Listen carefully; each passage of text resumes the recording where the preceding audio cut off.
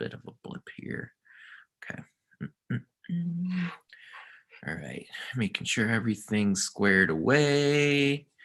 And we are live. All right. Well, once again, it might be Monday morning, but we've got more breaking news with IU basketball as the Hoosiers have hit the transfer portal once again. Mike Woodson has decided he doesn't have quite enough in the front court. And a few days ago, we saw the news Jerome Hunter left Indiana. Well, it looks like there was something in the mix because Michael Durr, a center, 7 feet tall, 250 pounds, announced this morning through his Twitter account that he has committed to play for Indiana. And for Mike Woodson starting this upcoming season, Durr has 2 years of eligibility remaining. He averaged 8.8 points per game, 7.9 rebounds per game, and he's going to add some very important depth to this front court. Thanks for joining us today. It's episode 198 of the Hoosier Sound, where I'm your host, Nithin Krishnan. Joining me today is fellow Indiana HQ contributor Rob Jang, who's gone around and traveled around the Big Ten footprint in the United States to cover this men's basketball team. He's been to Madison Square Garden. He's been to Assembly Hall. He's been everywhere. Rob, what do you make of this news as Michael Durr joins this IU basketball roster? What should Indiana fans expect out of their newest big man? Yeah, I mean, first and foremost, I mean, obviously is getting some more interior presence after the departure of Joey Brunk. I think sounded like, you could see just from IU's offers and interest that they were looking for a big man, and 7-footer Michael Durr is expected to hold that position for the Hoosiers. So generally speaking, I think Mike Woodson has a plan. He knows what he currently has on the roster. He knows what he's still missing. And it sounds like having the last 13th scholarship that got opened up by Jerome Hunter's departure at the end of last week, looks like IU filled that up fairly quickly. So Mike Woodson knows what he wants and got what he wanted. Yeah, and Durr's somebody who at South Florida played a pretty big role on that team. His minutes gradually went up each year. His minutes per game, that is. His points per game gradually kept getting more per year. The rebounds number really shot up this past season from around 6 rebounds per game to 8 per game. And one thing I noticed in his stat sheet, again, I can't call myself the biggest South Florida basketball fan, but one thing I noticed out of his stat sheet is in year 1, 53% free throw shooter. Year 2, 63% free throw shooter. Last season, 79%. He shot 49 of 62 in the pandemic truncated season. Rob, I know you've seen a little bit of Michael Durr here in the last few hours. What do you make of his game? What sort of things stand out to you about Durr, the way he played at South Florida? And what sort of things do you think can translate to Indiana's system? Yeah, so I think a couple things. So number one, just on the floor, there's when you think of your prototypical bigs, there's the more sluggish ones that don't really have a lot of movement. But I think Michael Durr is the opposite archetype, where he's extremely active, has great lateral movement, is able to kind of navigate the system fairly well. And it's not someone that, okay, we have to play around, but can kind of fit into different lanes and, kind of switch off as needed to. From a rebound perspective, I think last season he was averaging about 8 rebounds per game. He's got a very effective rebound percentage. His block percentage his freshman year was extremely high. I think it was he was averaging 1.2 blocks per game, and I think it ended up being around 4.6% around their block percentage. So he's definitely a presence. And I just can't remember the last time IU had a true 7-footer. Depending on what shoes you wear, you could probably put Thomas Bryan or Cody Zeller in that category. But he's listed at 7 foot. Who knows right. what type of kicks he's wearing to get that measurement? But it is nice to finally have that presence once again. And it is worth noting that Joey Brunk was 6'11", so I think that is a little bit of an interesting discussion point there. Yeah, probably a 6'10" plus for Joey Brunk, but it is something to consider that Woodson had Brunk on the roster, and then he elected to go with maybe a more active type like a Michael Durr from South Florida. Yeah, and that's what's interesting. The one thing that stood out to me is his lateral quickness inside. It's not easy to carry around 250 pounds at 7 feet tall, or 6'11" or 7'1" or whatever Durr is. but he's really agile in the paint, especially. And I also liked his level of engagement and involvement. South Florida didn't win that many games last season. There were 9-13. And in that sort of situation, you could get a little bit down. You could get a little bit disappointed in yourself. You could lose sort of how locked in you are during the game. From the limited things that I've seen out of Durr, when he feels like he's open, he calls for the ball. He seems to be somebody who talks on defense. Last year against Temple, he had 4 blocks in a game. Last year against Florida Gulf Coast, he had a couple blocks in a game.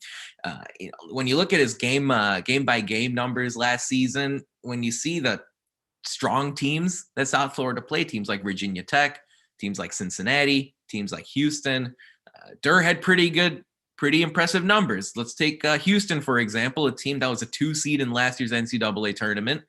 Durr went for 14 points, 7 rebounds.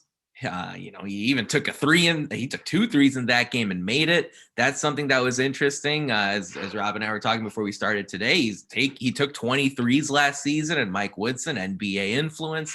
Maybe you'll see the big man take a few more shots from downtown this upcoming season. Not that it's a real desperate area of need for Indiana, but of course, if your center can step out, take a couple threes, maybe that makes life easier for Trayce Jackson-Davis or Race Thompson inside the key. Now, the next question, Rob, is, look, this is going to affect Indiana's roster a bit.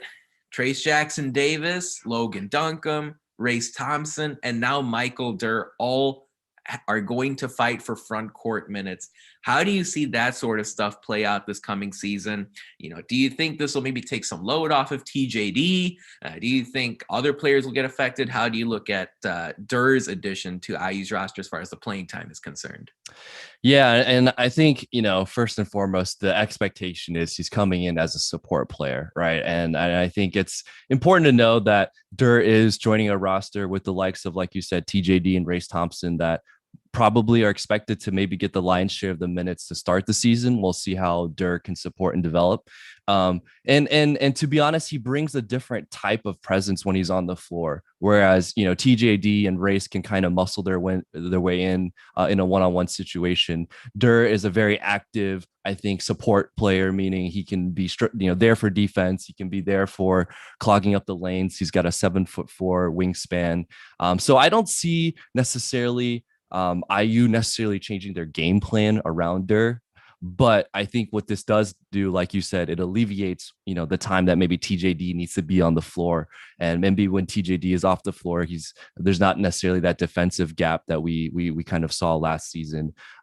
So in general, I think this is a great support gap position filler. And I think Durr is going to be, you'll see him contribute in a lot of ways that maybe don't necessarily show up on the stat sheet, right? Just being, having that size, carrying that presence around a certain radius on the floor, and really allowing, the team can, possibly have some more interesting lineups on the floor as well. Yeah, and that's something that's going to be really interesting to see as the season plays out. We were talking about Jackson-Davis earlier. He took to Twitter right away as soon as he saw the Michael Durr news. He posted a GIF of, who was that? Was that Thanos? Oh, Thanos. That's right. Yeah. See, I should have. Yeah. So posted the Thanos GIF right after he saw that. Jordan Geronimo had some positive things to say, reacting to Michael Durr's addition to this Indiana basketball roster. Kenya Hunter, as usual, his subtle Twitter game is great. It's a pleasant surprise this offseason. So it's great to see the assistant coaches get in on the act too. So yeah, I think a lot of people are excited to see what Durr can add. Now, one interesting consequence of this, I don't know exactly what role Logan Duncombe is going to play next season. And then talking about this upcoming fall, Duncombe is obviously someone who is is somebody you'd love to have on your roster as a highly touted freshman, 7 feet tall. But it feels like this might be sort of a like for like type of situation. Now, of course, if Jackson-Davis gets hurt, or if Michael Durr gets hurt, or if something else happens that you can't predict, well, then maybe that opens the door for Duncombe's playing time this year. But I wouldn't rule out the possibility of a red shirt. I'm just speculating. I wouldn't rule out the possibility of Duncombe just soaking it in from the bench this season, trying to see what his teammates do. But of course, at the same note, at the same time, you can't have enough front court depth in the Big Ten. So it'll be interesting to see what Mike Woodson and the staff decide to do. It is a reminder. I talked about Kenya Hunter a minute ago. His specialty is working with big men. And Mike Woodson just took Julius Randle and turned him into a superhuman basketball player this season with the Knicks. So make no mistake about it, guys like Durr and Duncombe and Jackson Davis and whoever absolutely have unbelievable coaches at their disposal, at least when you look at what they've done at previous stops. Rob, Jerome Hunter, he's in the transfer portal. I mean, can we close the book on Hunter? What do you make of his time at IU here? He officially did put his name in the portal. Anyone and everyone can go after him now. How do you let's almost talk about this as a Jerome Hunter for Michael Durr trade. How does Indiana make out from that? Yeah, I mean, obviously, what IU's getting is someone that's truly experienced and has a lot of collegiate game experience, right? And that's where, if you compare Jerome Hunter, even Joey Brunk to a lot of degree, where, unfortunately for Joey, there was just a lot of injuries that happened throughout his career. Well, what are they, right? Best ability is what, Rob? What's the best ability? To stay on the court. It's availability. Availability. All right, sure. Don't know your business lingo, but no, very, very true. But for Joey Brunk, he only played 92 games, whereas I think what we looked at earlier with Durr, he started 85 out of a possible 87 games. Durr also had some injuries in his career too, so he's not injury proof as well. But in general, we're having someone that's got collegiate experience under the belt. Jerome Hunter, I mean, what can I say? I think he was highly touted. He was a tall 3-point shooter wing that was supposed to be one of Archie's hottest recruits coming in that first initial class, I believe. And so, I think unfortunately for Jerome, his time at Indiana came a little bit short. I don't think it met anyone's expectations, including his. Wish him nothing but the best. But IU's looking for production, and Mike Woodson wants to win right away. And if you're kind of reading between the lines, yes, this might have been a strategic roster move from the inside of the program, but I think if we're talking about contribution right away, I think this is a very clear message that the IU staff is sending, that hey, we're planning to make an impact this upcoming season. We're not waiting. We're not trying to develop. We still have those seeds planted, right, with Logan Duncombe and Tamar Bates, etc. But we want to bring in experience. We want to bring in talent, and we want to do something in this upcoming 21-22 season. Yeah, this is not a long-term rebuild, not by any means. They're gunning for the NCAA tournament this season. They're gunning to do the best they can in the Big Ten. And I think the best they can, at least right now, seems to be some type of top 5, top 6 finish in the conference. But of course, the games don't start for another 6 months. Just a quick reminder, folks, before we hit our home stretch here today, we are the official podcast of Indiana HQ. So you can follow all of us here at Indiana HQ and at the Hoosier Sound to get everything you need to find everything in one place. We have a crap ton of articles over on Indiana HQ right now, talking not only about the addition of Michael Durr and the departure of Jerome Hunter, but there's so much going on in the baseball world. The men's soccer national championship game is tonight. Indiana football seems to be adding a new big time transfer every day or every other day, seemingly. So make sure you head over to indianahq.com to find everything in one place. I also noticed that, in case you guys are curious, you can follow Michael Durr, the newest Indiana edition, at Mike Probound, Mike Probound, over on Twitter. He issued the official Twitter graphic that said he's committing, said, let's get it, Hoosier Nation. He also showed he was wearing number 2 in his picture. I don't know if that's a little giveaway for what he could wear. Of course, Armand Franklin moving on to Virginia possibly opens the door for Durr to wear number 2 at IU. Rob, I mean, let's zoom out here for a minute. Mike Woodson has really gotten a hands-on approach with this team and made a lot of changes. What sort of recruiting outlook or perspective have you gotten from Woodson here now that you followed all the different transactions that have happened here in the past 2 months?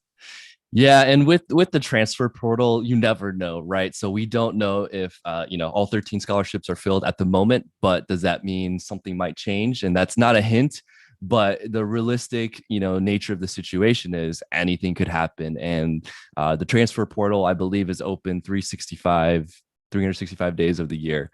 Um, in general, I think this is a very optimistic point if you're an Indiana Hoosier fan.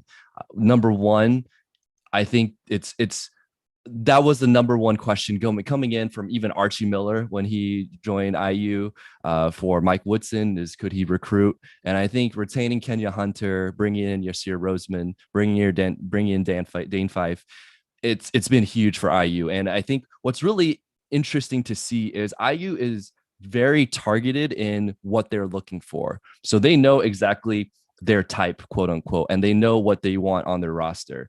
And what we've heard across the thing, of all these recent commitments is IU has a very strong full staff Zoom approach, whatever that approach might be.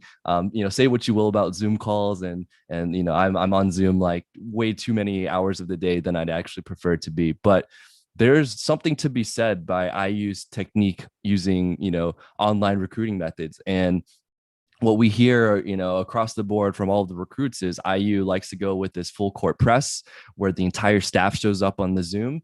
And it's a very effective. I think it's very strategic. It's very intentional.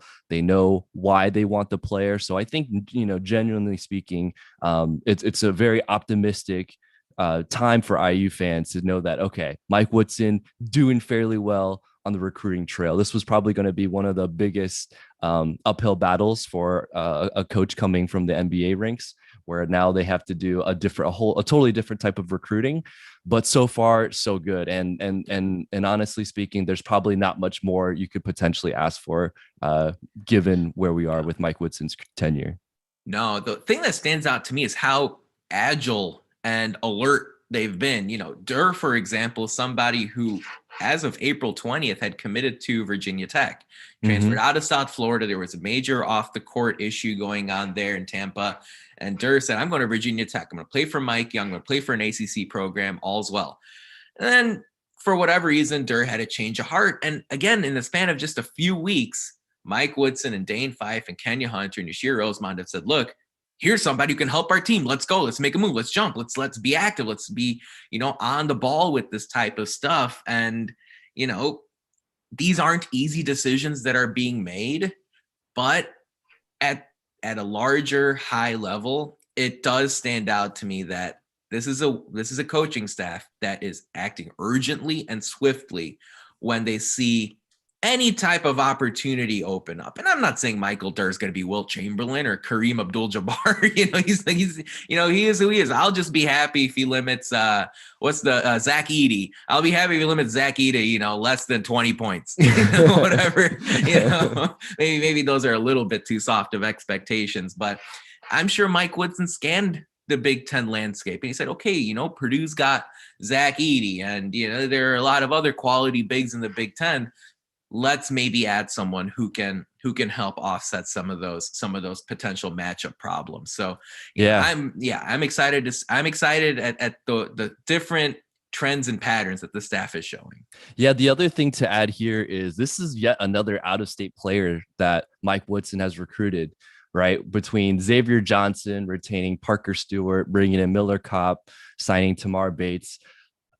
Say what you will, and obviously the Indiana staff knows how important it is to recruit the state of Indiana, and I fully believe that Mike Woodson won't have too many problems recruiting the state of Indiana when it comes time for that.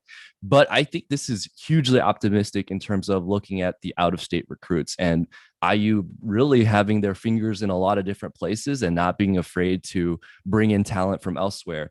During Archie Miller's tenure, I think he was really great about locking down the state. But did we have all of those complementary players, those top, players out of state?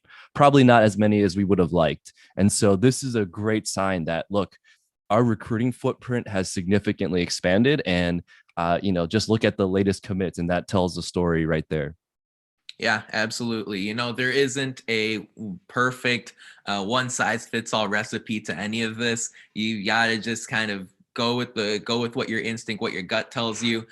quick couple things to wrap up the sort of loose ends with Michael Durr. He had offers from Oklahoma State, Penn State, Minnesota, Pittsburgh, Wake Forest, and DePaul since reopening his recruitment from Virginia Tech. So that's something that I found interesting. And overall, he's just somebody who seems really excited to join this Indiana roster. As we wind down tonight, Rob, today, I should say, as we wind down, what are your closing thoughts as far as Michael Durr's commitment to Indiana, what this means for the program this season, what your expectations are for this year? Really, the floor is yours. Yeah, I think in general, this is yet another great recruiting win for IU and the staff. Again, Michael Durr isn't going to be a program changer necessarily right away, but I think he adds someone that you can use on the floor and get some, minutes. He's not going to necessarily take you from being, middle of the pack in the Big Ten to now you're a leading, top 2 team in the Big Ten. That may not be necessarily the influence, but I think it's more about the long-term story here, which is IU has a recruiting plan. They have a strategy that works. They have really strong intentions about what type of players they're looking for. Mike Woodson, like I said, I'll use this again. He has a type, and they're not afraid to look for that type and attack that type and jump on anything that becomes available. This will be really interesting, right? I think with a lot of the recruiting problems and challenges solved, now it's more about figuring out the X's and O's, which is probably where Mike Woodson is really comfortable in, and so this is good. I think a lot of the groundwork, this foundational work, it's done early in the summer. It's not even June yet, right? Still mid-May. So this is a good chance for us to have an opportunity to see the roster, to have the roster play together. It's not like we're carrying some additional roster questions into late in the summer and bringing on someone super late like Christian Lander did the year before. And so generally speaking, I think this sets us up pretty well. Now, is IU going to be a preseason top 25 team? It's going to be really hard to see, unless there's maybe another roster shift. I don't know if we'd ever reach that, realistically speaking. But that being said, now it's time for the program to be heads down. Now it's time for the team to see what can they do from an X's and O's perspective. How can we develop these players into something formidable when it comes November time and really attack on the season. So I'm pumped. I wish some of these came in the summer just from a Indiana HQ perspective, so we'd have some content. But from in terms of the program, I think you couldn't really be in a better situation in the middle of May.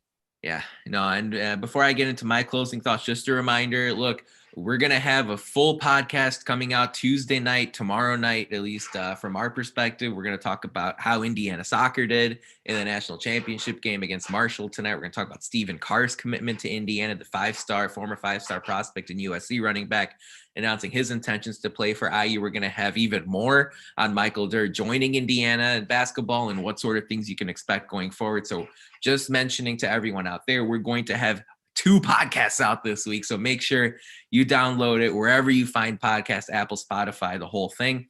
My closing thoughts is it all comes down to this. It's something that Scott Dolson and Mike Woodson talked about from day one. It's all about their vision. And you can kind of see the vision that this team is developing right now. They're developing kind of an NBA type team with NBA type skills where you have guys who are capable of running up and down the floor, playing at both ends of the court, willing to take themselves out of their comfort zone. Again, Durr's somebody who's 7 feet tall, but shot 23s last season. Mike Woodson's talked about getting Trace Jackson Davis to develop a jump shot. He's talked about figuring out how to address other players' weaknesses.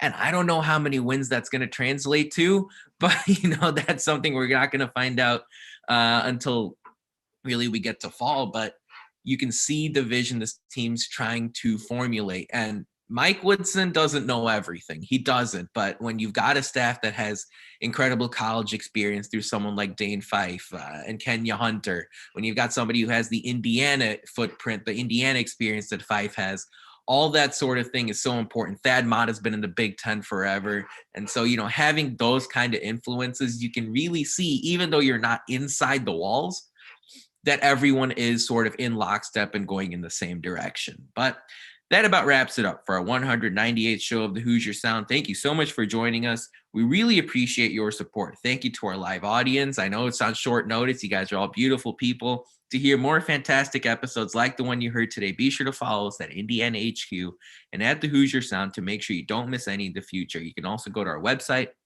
indianahq.com, to find everything in one place. But as always, Hoosier Nation, thank you for listening.